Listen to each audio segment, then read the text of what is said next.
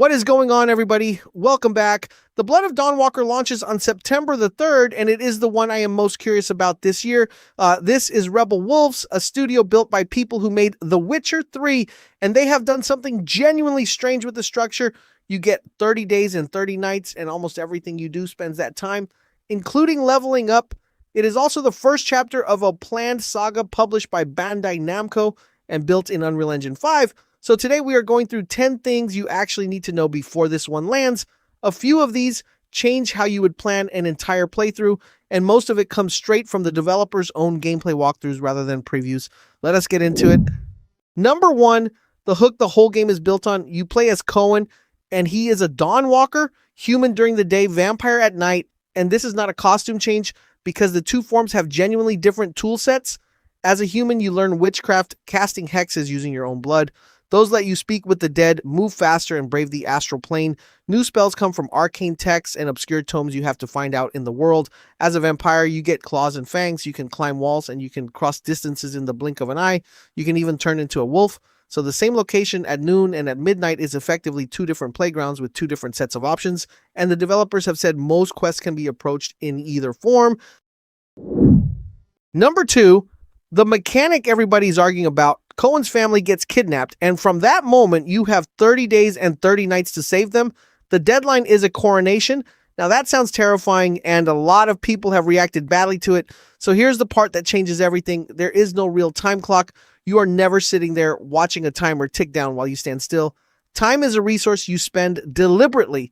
It moves when you finish a quest or complete an activity. Exploring does not burn it. Standing around thinking does not burn it. The studio describes time as something you spend on the parts of the game you actually want to play. Number three, and this is the detail that made me sit up, buying a perk costs time, not just experience points. When you open the perk menu, abilities show a cost in experience and a time segment marked with an hourglass icon. So getting stronger literally spends part of your 30 days. Think about what that does to your decision making. Every upgrade is a trade against the clock that is holding your family. I have not seen another RPG tie character progression to the story deadline like that. Rebel Wolves have said directly that upgrading your hero will not ruin your chances of a satisfying ending, but it is still a real cost, and it is going to make people agonize over skill trees in a way they normally do not. Number four, and this should calm a lot of nerves. If the 30 days run out and you have not saved your family, the game does not end. There is no failure screen sending you back to a save. The story simply takes a different turn, and that is the studio's own wording. What actually happens is that opportunities shift. As days pass, some options open up and others disappear permanently. So a playthrough where you took too long is not a failed playthrough. It is a darker one, which honestly makes the timer far more interesting than a fail state would. You are not being punished for being slow. You are living with what you chose to spend your nights on. Number five, the vampire half has a cost built into it. As a vampire, you heal by feeding. Human blood works best. Animal blood is less efficient, but it will do in a pinch. Every time you feed, though, your corruption level goes up. It sits right next to your health bar, so you are always watching it. And here is the twist. The higher your corruption, the more vampiric perks unlock for you to buy. So the system is not punishing you for feeding. It is tempting you. Power sits on one side and your humanity sits on the other, and the game just quietly lets you choose. That is a much better design than a morality bar that scolds you. Worth knowing the vampires here have a name too. They are called the Vrakiri, and they rule the valley through a blood tax on the human population. So feeding on people is not just a mechanic, it is you doing the same thing your enemies do. Number six, and this is my favorite system in the game, there is an infamy meter. Every time you burn a blood warehouse or wipe out a camp, your infamy rises and the vampire court notices. Brencis responds by proclaiming edicts. The higher your infamy climbs, the harsher those edicts get. The world literally becomes more hostile in response to how much damage you are doing. So this is not a static open world waiting for you to clear checklists. It is a regime that reacts. Play carefully and you stay under the radar. Tear through everything and the valley tightens around you. That is a genuinely smart way to make an open world feel alive. The rest of the world design supports that too. You climb to vantage points to reveal nearby opportunities rather than just ticking off icons. Shrines act as your fast travel network and as the place you spend experience, and some of them are found damaged, needing a missing heart before you can use them at all. Number 7, who you are actually up against. Brencis is the vampire who conquered the valley when the plague broke the human rulers, and he is not a simple monster.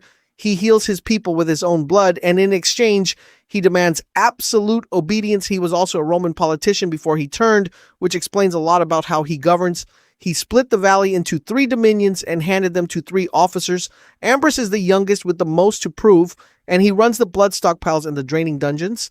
Bakir controls alcohol across the valley and is not shy about brutality. And Xanthi creates the blood guards, the regime's elite soldiers. Each officer has an aggression meter tracking how much you have annoyed them. Push it to its peak and a whole new quest line opens up that shapes your final confrontation. Brencis himself sits in Greifburg Castle above the largest city in the valley, and the whole region runs on a blood tax he imposes on the people he supposedly protects. Number 8, and this one will change how you plan. Some content is locked to a specific half of the day. Haunted sites can only be tackled during daylight because they need blood magic, and you cannot cast that in vampiric form.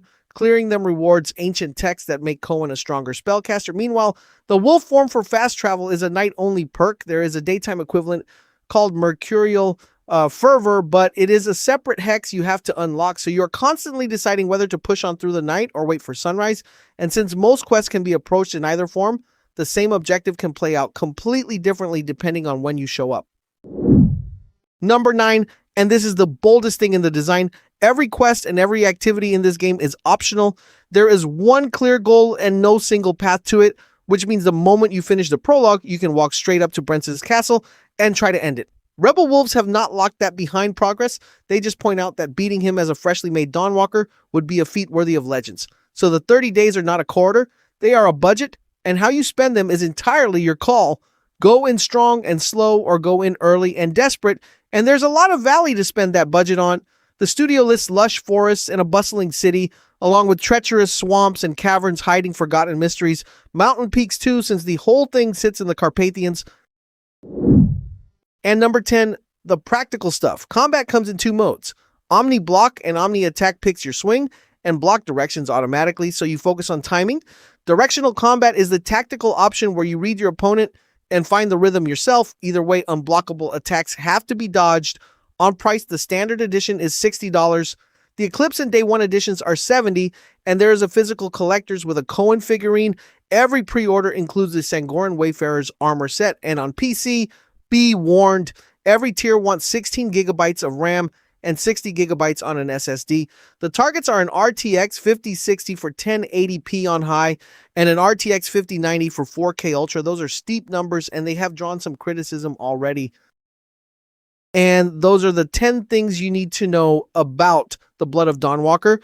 It lands on September the 3rd. That is PlayStation 5 and Xbox Series X and S plus PC. And for what it is worth, the thing I keep coming back to is that hourglass on the perk screen.